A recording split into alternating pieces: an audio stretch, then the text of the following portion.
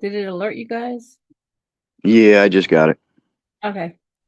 All right, making sure. Yep. All right. First, let me introduce myself. My name is Silomina Rios. I am a Marine Corps veteran. Hold on. Tanny, I'm doing my Zoom. What's up?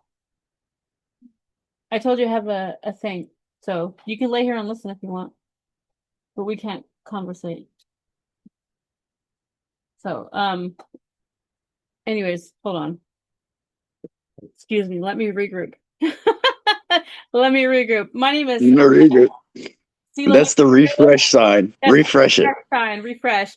My name is Silomina Rios. I am facilitating this fireside talk with James Davis. And we're the topic that for this talk is translating military leadership for college and career. And um, I am out of Michigan currently. So we'll let James introduce himself. James, just introduce yourself, where you're at, where you go to school, and a really short synopsis of your military career. We won't get into depth right now about it. I don't know. No, just playing. Um, so I'm currently down here in Hinesville, Georgia, near Fort Stewart. I am working on my third degree, my second bachelor's degree at Georgia Southern University online. I am currently the Armstrong chapter treasurer, and my military career is a little extensive. The short version is over 29 years, was 13 years active duty Marines, 3 years active Army, 12 years in my beloved Georgia Army National Guard, and one more year back in the active Army before I retired as a Sergeant First Class. I actually turned down Mass Sergeant and First Sergeant so that I could retire active duty. Thank you. A couple questions, just real quick before we have the other two people shortly introduce themselves. Where were you recruited out of initially when you joined the military? I was recruited out of Fort Lauderdale, Florida, and which is Miami MEPS. And a funny side note was, and I said this in my podcast, the doctor at MEPS told me I didn't have the body frame to be a Marine. Well, several years later, I was a Marine recruiter back in the same office. So, yeah, I That's guess we all win, don't we? It's Yeah. called being resilient. It's called it's my friend got me a shirt one time because people kept saying I couldn't do things. It says hold my beer. Like watch me, basically. Don't, yeah, exactly. Yeah, like watch me do this. Okay. Currently we have two people on here. Mark, do you want to introduce yourself? Just your name, the military, what branch of the service you were in, and where you're currently at, and what song you've been listening to a lot recently. Okay. Got a new one in there. My Yeah. name is Mark Howard. I'm from Fort Worth, Texas, born and raised. I currently live in Fort Worth. I am enrolled in Tarrant County College, going for my associates. I'm about one semester away from achieving being a first gen college student. Um, I was in the Army for 10 years.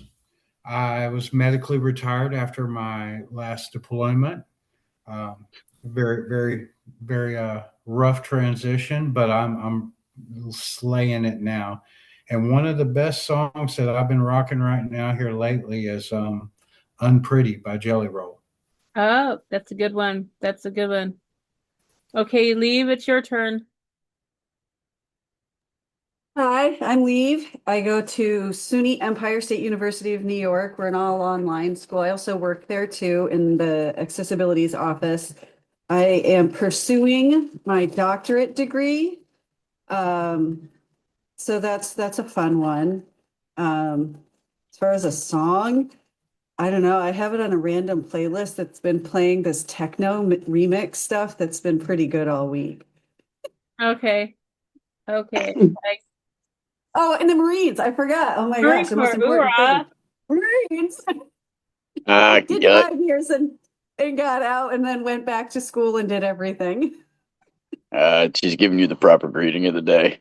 Yeah. So the song that I've been listening to the most is by System of a Down, Aerials. It's just been I've been having to replay it for whatever reason. Okay. So I again, it's retired Sergeant First Class James Davis that will be answering most of these questions. If you have a question while he's speaking, just like raise your hand because there's a little thing down here. Or since I can see you, you can physically raise your hand. I can see you. Um, I came up with some questions about this specific topic. And James, when you were in the military and you had a team, that you were working with, that you were in charge of, how did you motivate team members who were struggling with performance or morale? That's a very good question. Well, first off, the song I haven't listened to is Country Girl Shake It To Me by Luke Bryan because he goes to Georgia Southern, kind of one of my Good rock out one. jams. Thank you for But checking. how did I keep them motivated? Specifically, So, that didn't have good, that weren't motivated. Maybe they're kind of going through something, and you could just tell this particular soldier or Marine just was not motivated the way the other one. so it brings me to the fact that first off, you have to know your people, right? Mhm. If you don't know your people, you're not going to understand what gets them to tick. Some people like college football, some people like art, some people like this. You have to know your soldiers. You have to know your Marines. And probably one of the biggest things I can remember and I spoke about this, like I said, in my podcast, was when I was on the Capitol mission back in 2021.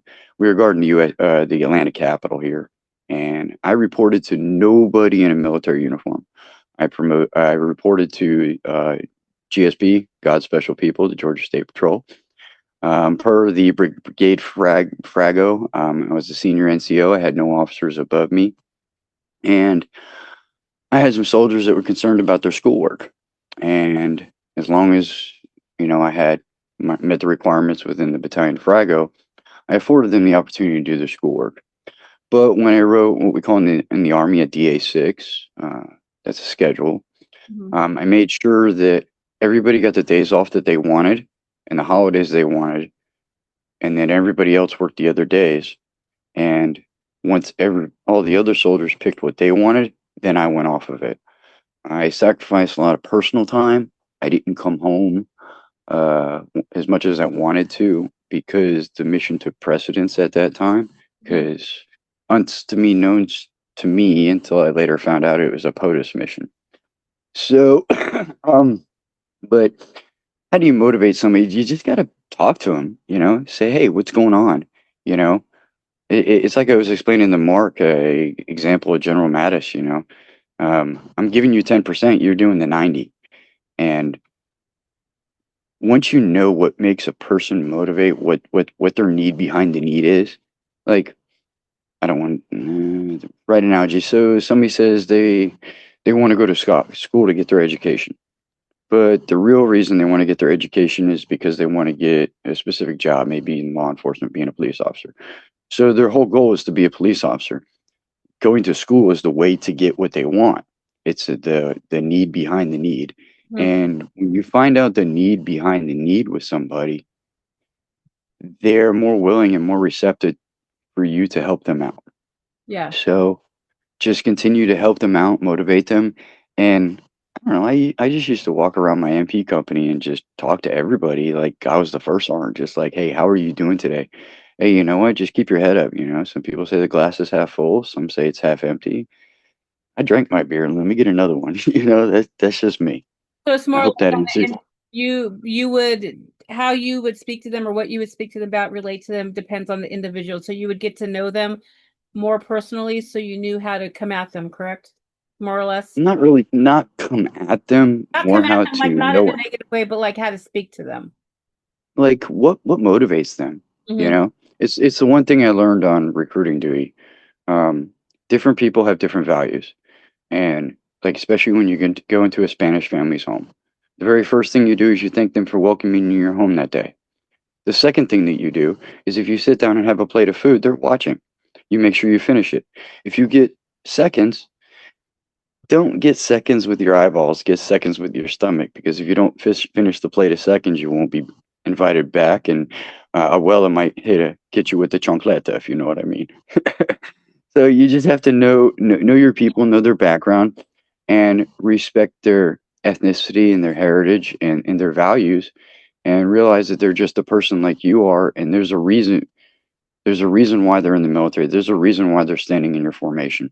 Yeah, And it's the easiest question. Like in the Marine Corps, we used to hate it. Why did you join the Marine Corps? Well, that's like the most important question, because why are you standing in front of me?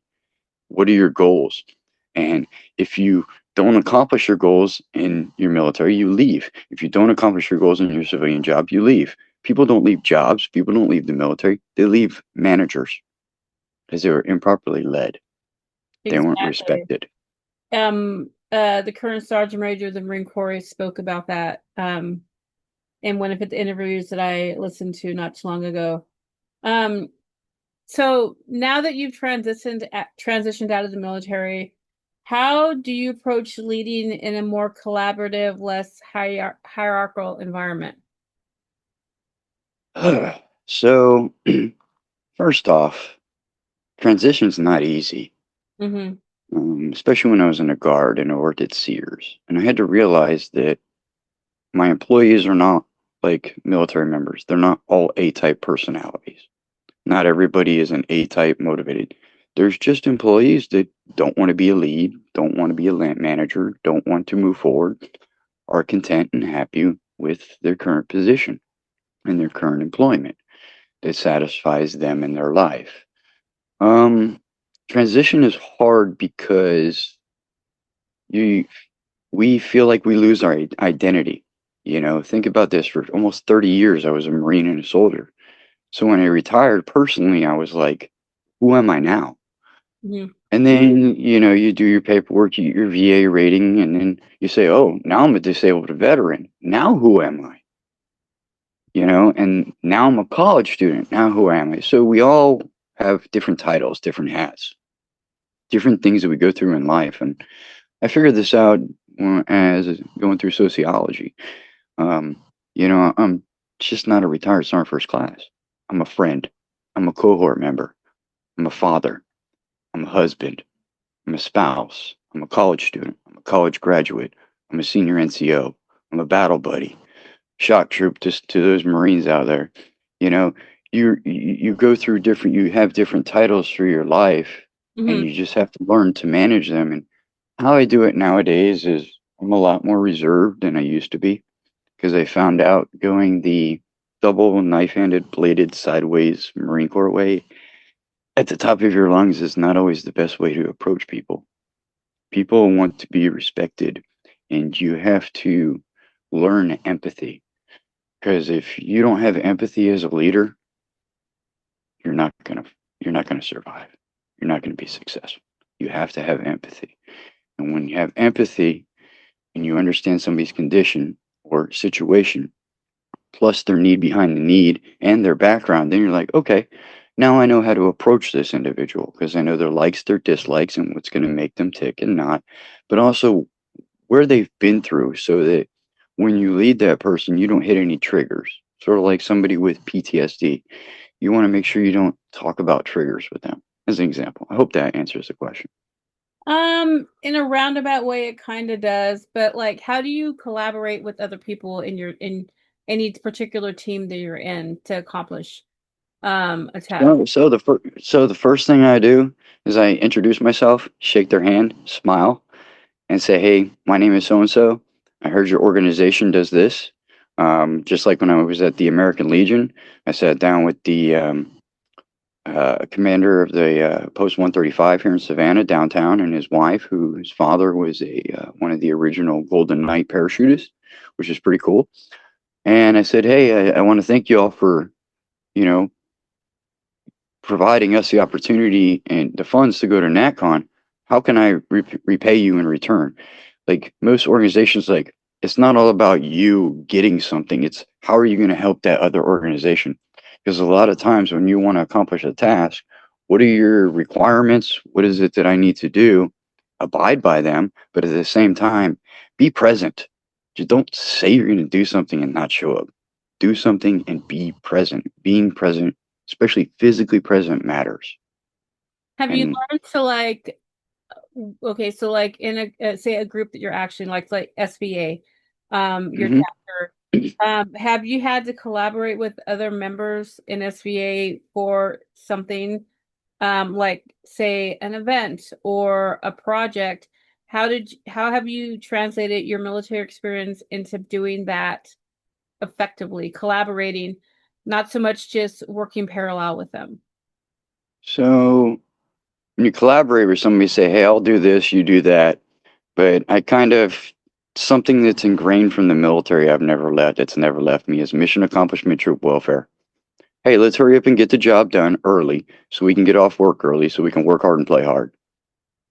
Let's do this so we can relax. Let's go ahead and take care of it right now. Don't waste time, because if you put things off, next thing you know, they continue to build up. And when tasks build up, then especially me, I become overwhelmed.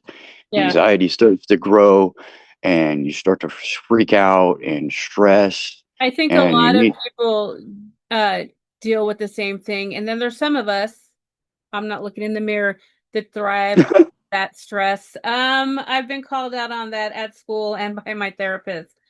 Um, so speaking about talking about stress, how are you able to stay on task when there's stress? And it's not stress that you put upon yourself, but like when you're working with a team and like somebody, I wouldn't say drops the ball, but somebody has to back out of doing their part in a project for whatever reason.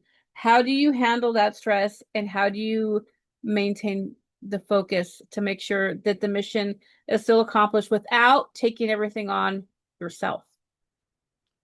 the first thing you need to do, and How do you do the it? first, You're not telling how me. do I do it? Yeah. How do I do it? How have you done I it? don't know. It's the Marine recruiter in me. It's never give up, never fail. I got two options. I can be successful or be successful. And if you can't run with the big dog, get off the porch. Plain and simple. But at the same time, that always happens.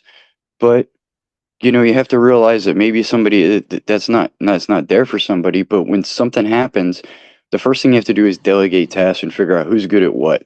This person's good at public speaking. This person's good at doing Google Docs. This person's good at Excel. This person's good at PowerPoint. This person's good at So do writing you Word have documents. you have like an internal spreadsheet of knowing what people can do so you can help delegate those tasks effectively? Well, if you know your people, then you know their strengths and weaknesses, and you say, you know what? I'll do this, you do this, you do this, you do this. Hey, let's just get it done. We got 4 minutes. Let's tackle it on. Like when you go to regionals and you try to figure stuff out and you try to organize all the cards really quick. Hey, everybody just take all the cards, whatever you get, and put them in the certain piles, and then we'll look at them and go from there. Just delegate and have the team work together, because if one person's doing everything, you're not going to be successful.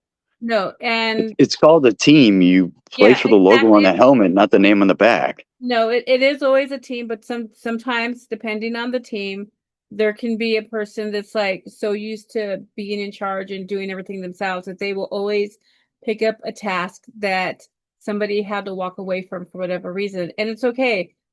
We're not perfect. But when you come into okay, what I want to know is about a time you had to work with somebody difficult, how you handled that, and when you were the difficult person, and how did somebody handle you? So at NatCon, my buddy Nate Smith, we did not get along in the guard. We got along at NatCon. I thought he was a horrible platoon sergeant, and I don't like the man. I didn't like the man at first. He hated me because I was brash. But I kind of went up to him and said, "Hey, you might want to do these things. Sometimes you just like you got to put things behind you, you know? Like you don't know in the future if that person is going to end up being your best friend and going to take a bullet for you or help you in a firefight. So take your personal differences, put them aside and say, look, I don't like you, you don't like me, but look, this is what we need to do." And there's times where people didn't like me, and I would say, well, give me constructive criticism. And they're either going to be man or woman enough to give it back to me. And if they do, okay, we work forward and we know where we stand on things and how to work together. If not, well, now I know who to stay away with and who I can and can't trust. I mean, you're asking really difficult questions here without me being vulgar, if you want to say. I'm trying to calm down. I mean, I've had situations like so many situations like that where there's Yeah, difficult situations, and but what I've had to learn was to look at their perspective. yeah. Where are they coming from? What I are they know. doing? Yeah, I know on And my it's end. very hard to do. It's Yeah, very hard. I know on my end. Because I went out. I was out of work for a long time because I was a housewife, right? I was married like 21 years, Hmm. and I know that there was a time when I was the difficult person people worked with because I was really got really defensive when people would critique things when it was the way I had learned to do something, but they wanted it done a certain way, and I had to remember, oh, I'm not the manager anymore, right? I'm Yeah. something new. I'm like whatever. But what helped me is them taking me aside, not having these discussions in front of other people, other employees, other students, whatever, right? Taking me aside and just looking me in the eye, saying my name, because when you say somebody's name, it draws their attention, right? They're like, what? Because sometimes you can start to dissociate when you're like, here we can go, what now? You know what I mean? Well, So you it's just just, said the most important thing, and I'm sorry I cut you off. You just said the most important thing about leadership.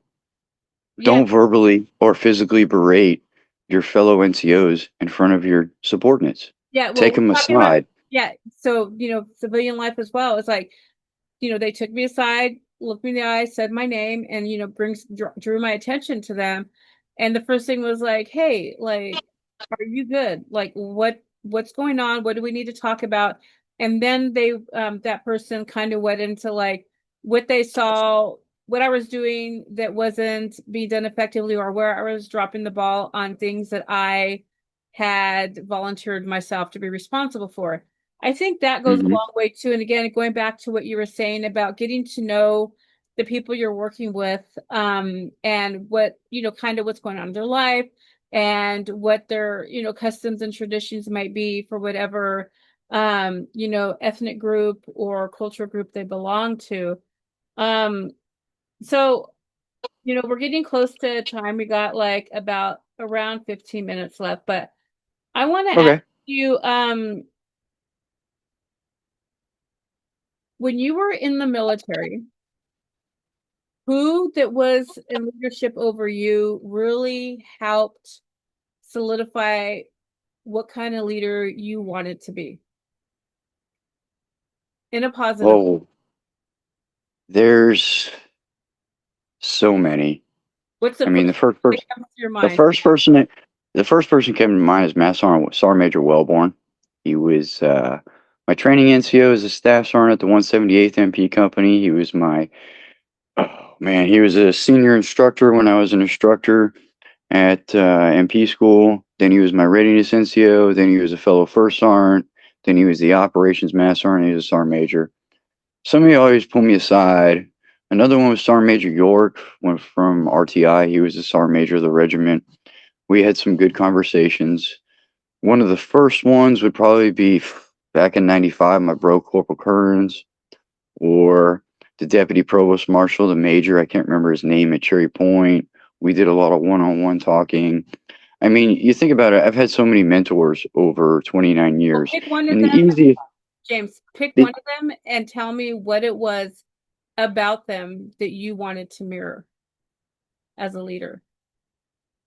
What is the one thing well, that stands out, or maybe multiple of them had the same attribute or the same way of doing something that just struck you?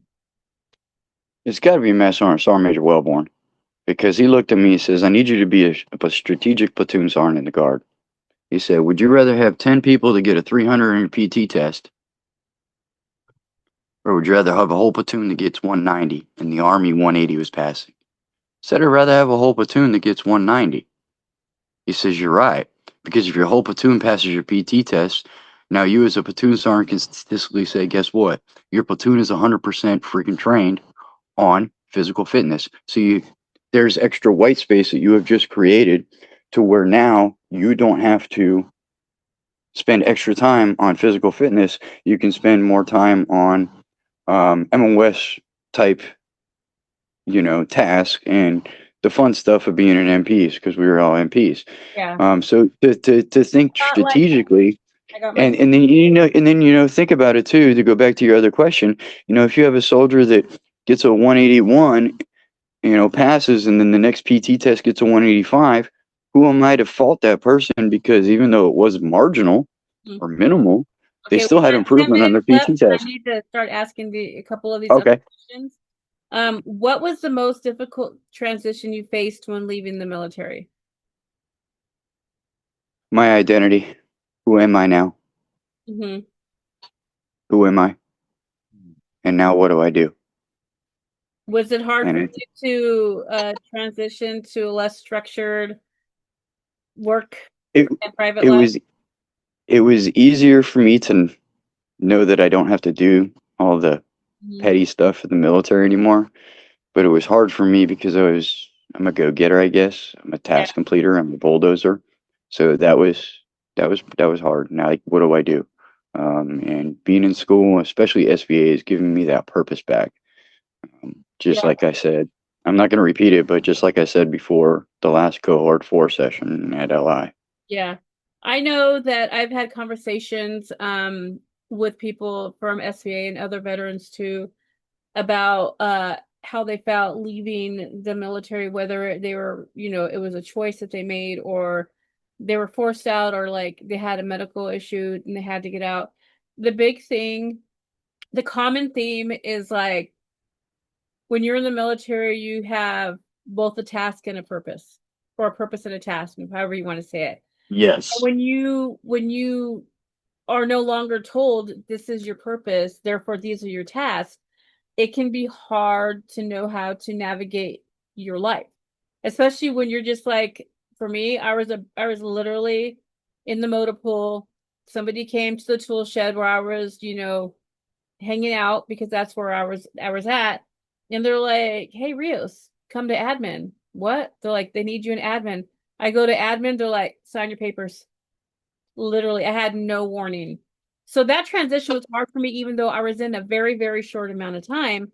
But a lot of people still agreed not having a task or a purpose, or, really more so was finding your purpose, which will be our talk in April, by the way. Well, think about this real quick. You have to understand that when you join the military, you become institutionalized. You're broken down and brought back, Yes, and you're well, used to a certain that structure. goes in And onto when my you hey, hey, hey, leave, that that goes structure's into my gone. next question. That goes into my next question. Okay. What do you wish civilians understood more about people's time in the military and why they may behave a certain way once they become a civilian? You started to answer it. Well, one, we're institutionalized. So we act a certain way because we're trained to be a certain way. And when you leave, you don't have that structure no more. It's not there. And it feels like the void is missing.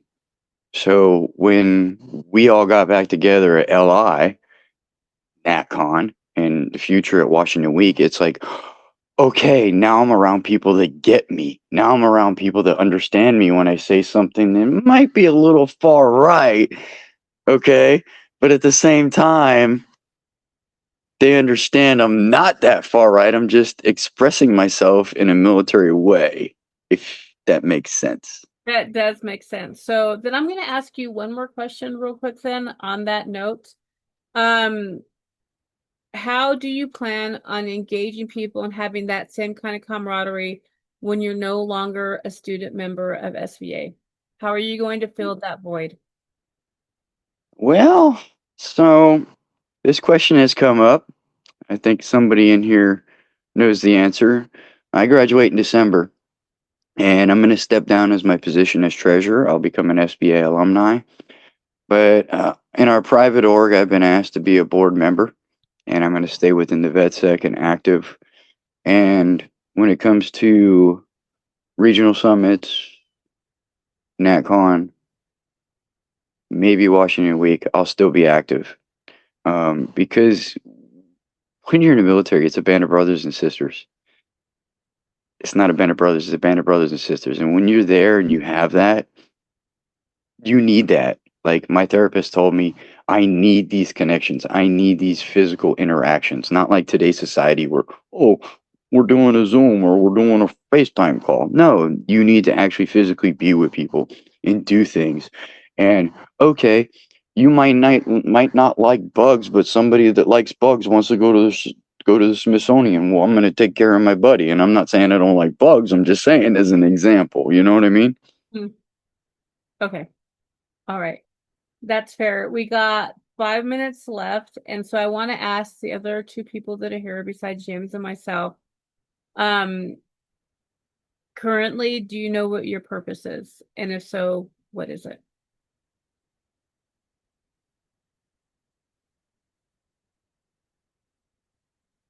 I heard that cricket, that bug. Where's it at? Just kidding. So coming out of LI, I had a lot of those same questions. And actually, in those meetups that we do after LI, I asked a very similarly structured question or thematic question. And I didn't really get any answers. I just needed to know if other people were feeling that identity crisis and purpose crisis. Because it really shifted my vision of identity. And as far as purpose, I'm still trying to figure that out. And I think it's going to come out through my research to help future student veterans. But yeah, I'm still barreling through the identity crisis before I hit the purpose crisis. I took this picture here locally. What is that?